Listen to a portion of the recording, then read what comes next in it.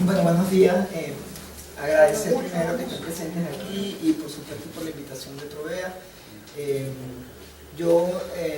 Oyendo el primer bloque, yo de verdad celebro que podamos cruzar información y datos en relación al tema económico y al tema social, cosa que no es generalmente usual, porque efectivamente parte de lo económico explica el tema social y yo me voy a referir solamente a algunas cosas que también reflejan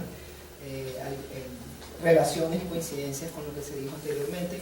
No tengo la cantidad de data que se trajo en la mañana, porque bueno, la verdad es que no había enfocado la presentación de hoy en una gran serie de datos, sino en temas fundamentales de la hora, de lo que está ocurriendo ahora, y por supuesto en referencia a algunas causas que tienen que ver con lo que está ocurriendo.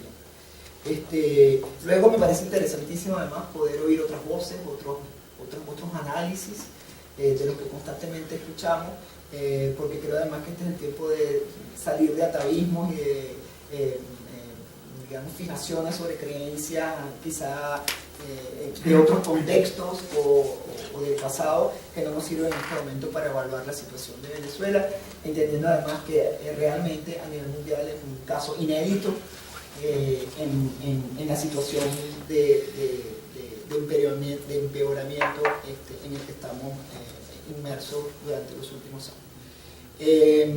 Entonces voy a hablar de la situación del derecho a la salud desde un marco de derechos humanos.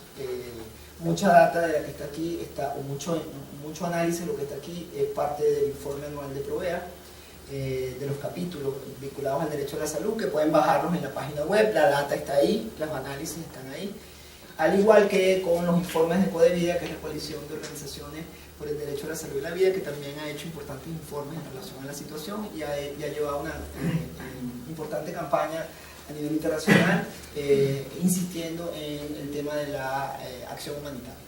Entonces voy a comenzar. Son básicamente 4 temas y voy a ir describiéndolos poco a poco, ¿no?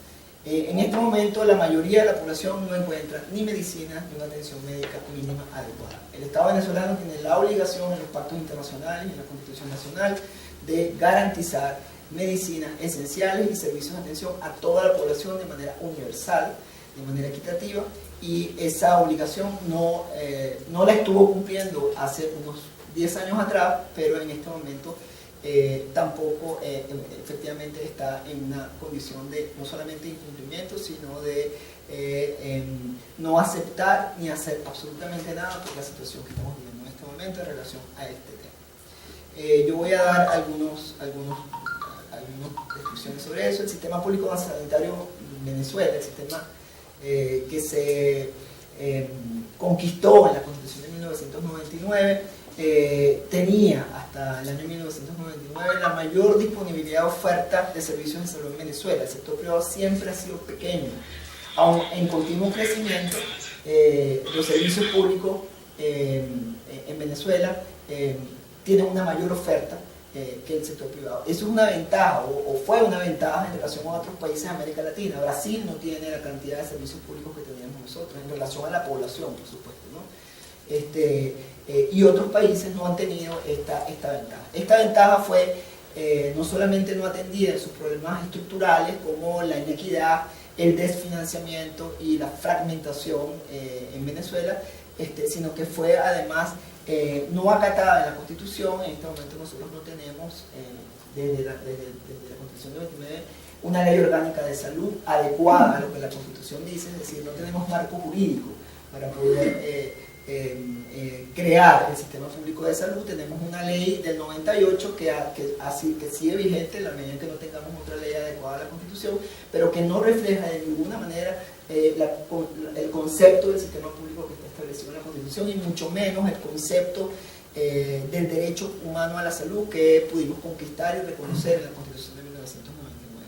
En relación a la fragmentación, quería decir, continuamos con fragmentación. Quiere decir que en Venezuela tenemos varias autoridades de salud, no tenemos una sola autoridad. A pesar de que el Ministerio de Salud es por funcionamiento, por reglamento, el ministerio que debería tener las políticas rectoras en materia de salud, no es cierto que el ministerio tenga control, ni coordine, ni fije políticas en relación a todo lo que ocurre en el sector salud en Venezuela. Tenemos una afectación básica estructural que está dividida entre el Seguro Social y el Ministerio de la Salud. Quiere decir que el Seguro Social tiene una responsabilidad importante en una parte de salud y no hay coordinación entre ellos ni ninguna figura que pueda relacionar. El otro es el sector privado. El sector privado de la Constitución quedó fuera del sistema público y el sector privado hasta ahora tampoco, a no ser acuerdos y convenios con el gobierno, no tiene tampoco, digamos, no hay ningún marco que regule el sector privado en Venezuela. Y finalmente todo digamos, la política vinculada a crear un sector de salud paralelo al institucional, que ha sido la misión Barrio tampoco está bajo la coordinación del Ministerio de Salud, está bajo la coordinación desde su comienzo de la misión médica cubana, quien informa al Ministerio de lo que hace, pero el Ministerio no tiene autoridad sobre la misión médica cubana. Eso es muy importante entenderlo para poder saber cómo es que esto está funcionando y por qué estamos llegando a esta situación. Y bueno, ese sistema público que se suponía estar en la Constitución ha sido contrario a lo que son las obligaciones del Estado, ha sido durante más de 2 décadas sometido a un continuo debilitamiento que tiene dos partes: la desestructuración institucional, es decir, el debilitamiento institucional y la posibilidad de que esas instituciones no puedan regir sobre la salud, y la destrucción de la infraestructura de la salud pública. Eso hace que efectivamente estemos frente, en la práctica, a la mayor privatización de la salud que ha ocurrido en la historia venezolana. Ya lo vamos a ver con algunos datos. El gasto público de salud en Venezuela siempre fue un porcentaje mayor en el privado que en el público. No es verdad que el público haya cambiado esa lógica. Más del 60% del gasto en salud es privado, es decir, pagado en nuestro bolsillo. Esa relación nunca cambió en estos últimos 20 años. Y ahora, con más razón, habiendo destruido el sistema público, en Venezuela no tenemos ningún tipo de posibilidad de acceso a servicios de salud más allá del poco que puede brindar el privado y el poco que puede brindar el público. Más del 60% de la población venezolana no tiene seguro, ni privado ni público. Es decir, no tenemos ningún mecanismo financiero que nos pueda ayudar para poder enfrentar las necesidades de salud en Venezuela. Eso hace efectivamente que nosotros estemos frente a un desamparo gigantesco con relación a este sector. Algunos datos importantes, se está viendo. La escasez en medicinas y en insumos en Venezuela llega a más o menos el 90%. Lo interesante aquí es que esta escasez ha sido prolongada, es decir, hemos tenido muchos años con esta escasez y eso tiene un efecto inmediato en la vida de la gente. Unos 4 millones de personas en condiciones crónicas no ha tenido acceso a medicinas por más de un año, ¿no? Esa es la consecuencia de la escasez. Por el otro lado, existen graves fallas antirretrovirales que afectan al 80% de las 77.000 personas con VIH registradas. Y finalmente se agotaron las vacunas para la población infantil en el año 2017. No se consiguen ya vacunas. Al menos 13.000 médicos han dejado a Venezuela. Eso significa un retiro del personal de salud especializado o capacitado en cerca de un 60%, fundamentalmente de los servicios públicos, y el déficit de enfermeras se mantuvo, que ha sido alto siempre en Venezuela, se mantuvo en los mismos niveles y aumentó a 70% también en los últimos años. El porcentaje de gasto en salud en Venezuela, público y privado, la suma de los dos, se redujo de 5.7 a 4.7% del Producto Interno Bruto entre los años 2000 y 2012. Estas son estadísticas mundiales. ¿Qué ocurre con este gasto? ¿Por qué baja cuando en las, digamos, estadísticas que vimos anteriormente ha aumentado supuestamente la cantidad de plata que se ha invertido en salud? Bueno, porque esa cantidad de plata se ha utilizado, se ha manejado fuera de las instituciones, fuera del control presupuestario y de los controles que realiza la Asamblea Nacional durante todos estos años. Los ha manejado PDVSA en su gran mayoría. De hecho, el único monto que podemos conocer acerca de cuánto es la dimensión de ese gasto está en los balances de PDVSA, y en esos balances, si uno suma lo que ha invertido PDVSA en social, eso representa 10 años del presupuesto del Ministerio de la Salud, nada más y nada menos. Y eso no está en ninguna parte, eso no es auditable, eso no hay forma, no se sabe dónde está ese dinero. Y evidentemente la realidad te dice que ese dinero no sirvió para aumentar la oferta o la capacidad o el fortalecimiento del sistema público, sino más bien que el sistema, a costa del desfinanciamiento del sistema público de salud, se utilizó este dinero para otros fines distintos al tema de la salud. ¿Dónde puede estar? En las exportaciones, que ya han hablado bastante de ello, en obras inconclusas, cantidad de obras inconclusas en el sector salud, y cantidad de obras financiadas 2 y 3 veces. ¿No? O sea, aquí también ha habido una enorme corrupción vinculada al tema de salud. En algunos momentos esta corrupción fue incluso recogida por informes de la Contraloría General de la República. Esos informes a nadie le prestó atención, nadie ha tenido sanción por esta situación, pero evidentemente que en obras, en insumos, también ha habido negocio, ¿no? en el tema de salud, tanto en equipamiento como en lo que se refiere a insumos. Este porcentaje, por lo tanto, lo que dice es cuánto ha gastado el Estado a través del presupuesto del Ministerio de Salud, fuera del gasto o la inversión o digamos el monto que ha gastado en otros sectores. Desde el punto de vista comparativo, Venezuela en este momento tendría uno de los gastos públicos más bajos de América Latina en relación al tema del gasto público en salud. Finalmente, hay abandono de la mayoría de los servicios de salud públicos por inhabilitación para prestar una atención mínima adecuada. Quedan en pie solamente algunos hospitales que están en las capitales de los estados, que reciben toda la demanda de atención, pero que no pueden darse abasto frente a la precariedad en la que están y al enorme número de personas que necesitan una atención a la salud en Venezuela. Más del 60% de los servicios de salud pública o están paralizados, o están cerrados, o están inhabilitados. Hay un médico, puede haber un médico, pero no tiene cómo atender. ¿Sí? O sea, hay una estructura y luego un médico que no puede recibir.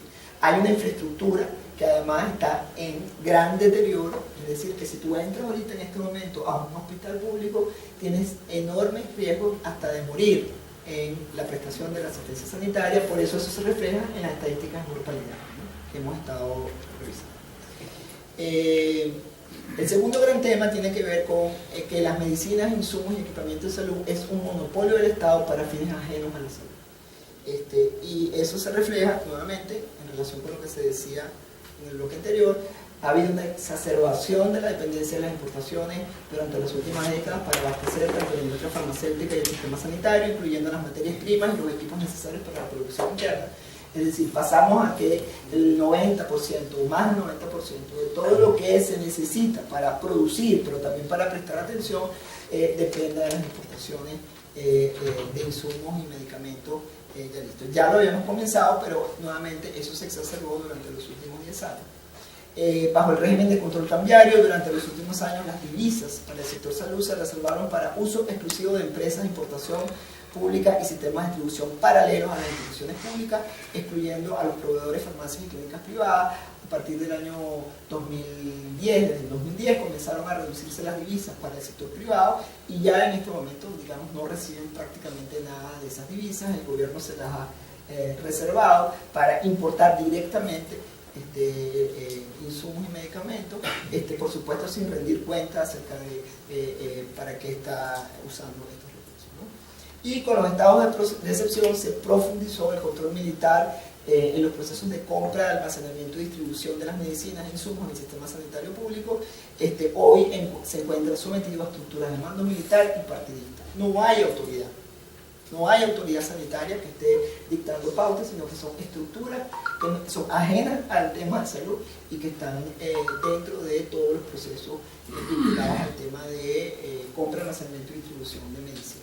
Por supuesto, eso tiene gran afectación en relación a que los hospitales ahora son casi que instituciones que tienen a poblaciones cautivas, en las cuales uno no puede entrar, no puede decir, no puede hablar, tiene que callar todo lo que ocurre adentro, y eso ha hecho mucho más difícil la posibilidad de saber no solamente cómo están los servicios, sino cómo está la atención a las personas. El tercer tema tiene que ver con que las cifras oficiales de escasez de medicamentos e insumos esconden un severo racionamiento, censura, discriminación y represalia.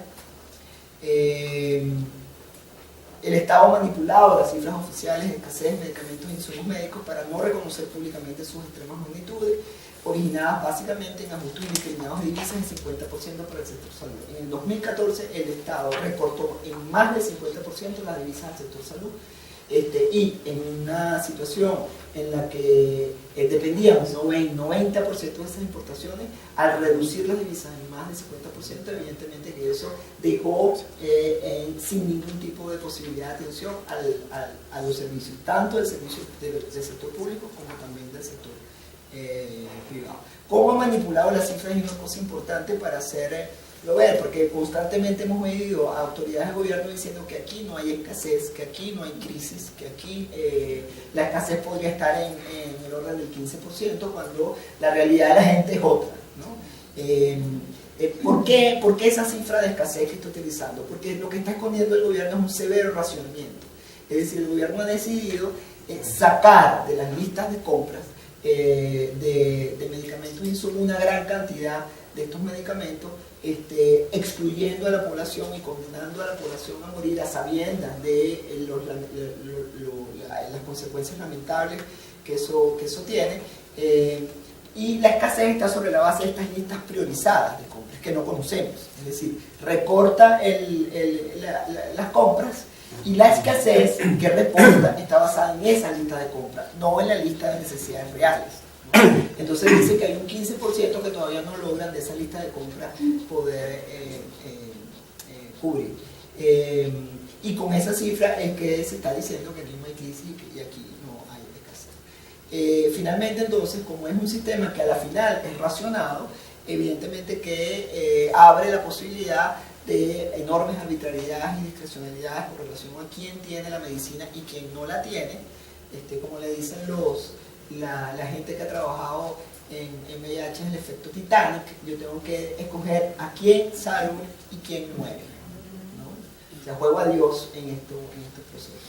Esa distribución no está regida ni por criterios médicos, ni por criterios científicos, ni por criterios epidemiológicos. Aquí está privando un criterio político, un criterio partidista, un criterio irracional en relación a las necesidades de la población, y el personal de salud que pudiera poder intervenir en estos criterios, en estas decisiones, está siendo excluido de estas decisiones y está, por el contrario, vigilado y sometido a digamos, amenazas fuertes en relación a lo que dice y lo que hace en la prestación de los servicios. Esto trae como consecuencia que ya durante la última década hablábamos de crisis humanitaria entendida en una crisis excepcional, en donde las capacidades nacionales exceden la posibilidad de poder enfrentar esta situación, y ya a partir del 2014 entramos a lo que se denomina internacionalmente una emergencia humanitaria, y se le añade el término de características complejas por un razonamiento que tiene que ver con esto. O sea, esto no es una situación humanitaria normal, ¿no? Que se conoce, digamos, por desastres naturales, que se conoce por guerra incluso. Esto es una situación humanitaria que tiene unas características particulares y que se ha dado en otros países, muchos no han vivido, y ahora nos toca a los venezolanos, vinculada al tema del autoritarismo y vivir en un contexto no democrático. Por eso se le llama características complejas. Bueno, tenemos, después ustedes saben que no tenemos acceso a cifras en Venezuela sobre el tema de salud. La memoria y cuenta ya ni siquiera la podemos tener. Los boletines epidemiológicos han sido censurados en varias oportunidades y la última censura duró más de un año. Eventualmente aparecieron los boletines epidemiológicos hasta el año 2016, que se ha dicho y se ha especulado sobre la que eso podría ser la razón por la cual la ministra de Salud en ese momento pudo haber salido del cargo. Ese boletín dio un dato muy importante para efectos de entender las dimensiones de lo que estamos hablando, cuando entre el año 2015 y 2016, solo en un año, la tasa de muertes maternas creció en 66%, pasando de una tasa de 89.95 a 130.7, dicho en esa cifra oficial. Y la mortalidad infantil también aumentó de un 14.7 a 18.6, aumentando en más o menos más del 30%, fundamentalmente por muertes neonatales, que son los niños que nacen, los niños con menos de 28 días de nacido, que nacen en nuestros hospitales y en nuestras maternidades. Estas son las dos poblaciones, una de las dos poblaciones más directamente afectadas por una situación como esta, y se nos está muriendo a una velocidad tremenda, y sin posibilidad de poder detenerlo si no existen algunas medidas inmediatas que podamos tomar. Entre el año 2016, voy a dar algunos datos de esto, no, porque si hago una lista de todos los fallecimientos no me da la lámina para poder ponerlos a todos. Entre el año 2016 y 2017 fallecieron 22 personas con hemofilia y en este momento más de 200 personas corren peligro de morir. Es decir, vemos cómo la escala de muertes va aumentando exponencialmente, porque tenemos una situación prolongada de deterioro que ha hecho que las personas ya no aguanten más. Ya la salud, ya las condiciones físicas no aguantan más frente a esta situación. Sobre este caso, recojo lo que ocurrió hace poco en una rueda de prensa en la cual se informó que la Comisión Interamericana de Derechos Humanos por primera vez otorga una medida cautelar a una persona con hemofilia justamente por los graves daños físicos a su integridad física, lo cual es incluso un caso inédito en el marco de lo que hace la Comisión Interamericana, y que podría sumar muchos más casos en Venezuela, porque no son casos, son miles de casos que están en la misma condición, pero había que comenzar por uno para poder comenzar a abrir esa puerta de protección. La parálisis de trasplantes y la severa reducción de los servicios de diálisis están poniendo en peligro a más de 16.000 personas por el tema de no poder dializarse. La mayoría de las personas trasplantadas pueden perder sus órganos por falta de medicamentos inmunosupresores. Las personas con problemas cardiovasculares están falleciendo aceleradamente por no haber suficientes marcapasos, y finalmente la escasez de tratamientos produce al menos 6 fallecimientos diarios de mujeres con cáncer de mama. Es decir, esas estadísticas no están en este momento en ninguna data oficial, están en data de las propias organizaciones que agrupan a todas estas personas y que van contabilizando muertes, digamos, diariamente, semanalmente. La noticia ahora entonces no es tanta gente enferma o tanta gente, sino tanta gente que se está muriendo porque ya no puede soportar más la situación. Otro dato importante tiene que ver los casos de malaria. Aumentaron entre el 2015 y el 2016 en 76%. Ya teníamos unos casos, somos el segundo país de América Latina con reportes de malaria, pasando de una tasa de 136.000 a 200, un número de casos de 136.000 ya a más de 240.000 casos. Se filtró por ahí un informe nuevo del año 2017, a junio del 2017 ya teníamos registrados a mitad de año nada más casi los 200.000 casos. Podemos cerrar el año con 400.000 casos de malaria en Venezuela. El 80% se concentra en el estado Bolívar, pero se ha extendido a muchos estados del país, y ese es un canal de transmisión de otras enfermedades que pueden distribuirse al país de manera rápida.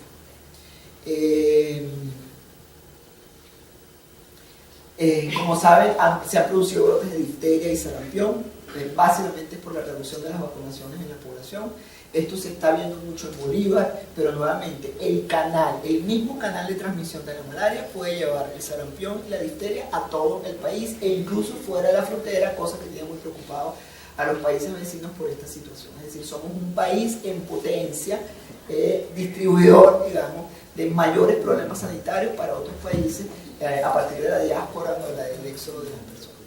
La pobreza y el hambre, que ustedes saben, ha aumentado de manera bárbara, están produciendo un aumento de la tuberculosis y la desnutrición.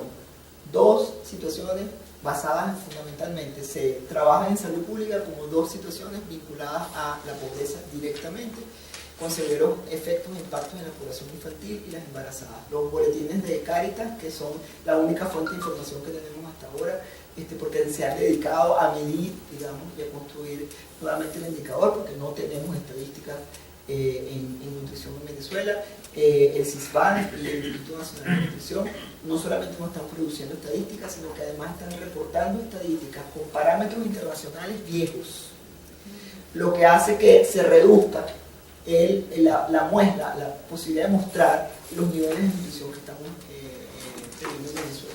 Nosotros, cuando hablamos con internacionales acerca de esto, les decimos, por ejemplo, que ya en Venezuela se ven los casos de cachorro. Cachorro es una palabra africana que denota esta foto de un niño muy delgado, abombado en sus diferentes partes. Nosotros tenemos ya casos de cachorro y en gran cantidad. Eso alarma mucho a los internacionales, porque eso no se ve sino en situaciones de hambruna, en situaciones muy difíciles. Y no teniendo o no habiendo vivido esta situación, los médicos están ahora redescubriendo situaciones que ya habían sido superadas hace años atrás en Venezuela, y están reaprendiendo con médicos viejos qué es lo que es eso, qué es lo que están viendo, para poder llegar a diagnósticos certeros sobre la situación, porque antes no lo habían visto, no estaba ya en la disciplina médica porque se había superado. Bueno, efectivamente esa es la situación. Voy a concentrarme ya en el tema de la emergencia humanitaria compleja. Tenemos como resumen entonces que tenemos una escasez prolongada de medicinas e insumos, una desestructuración del sistema de salud, censura epidemiológica, racionamiento arbitrario y pobreza y hambre. Ahora, esto no sucedería si no analizáramos el contexto político, si no viéramos cuáles son las razones que están en el contexto político que han producido eso, nuevamente con una situación extraordinaria que solo se ha visto en determinados países, y que se le llama emergencia humanitaria compleja. El quiebre del Estado democrático, ausencia de Estado de Derecho, estamos regidos por un Estado de excepción, no por la Constitución, no tenemos poderes independientes, tenemos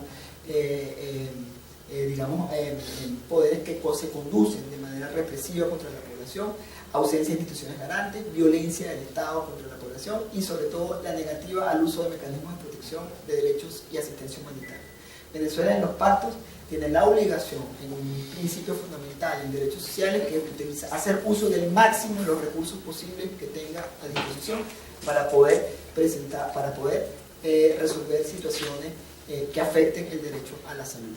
Ningún país, ningún Estado tiene excusa en los recursos, teniendo la posibilidad de poder tener acceso a esa ayuda internacional, que es su derecho, o sea, la tiene a disposición para poder usarla.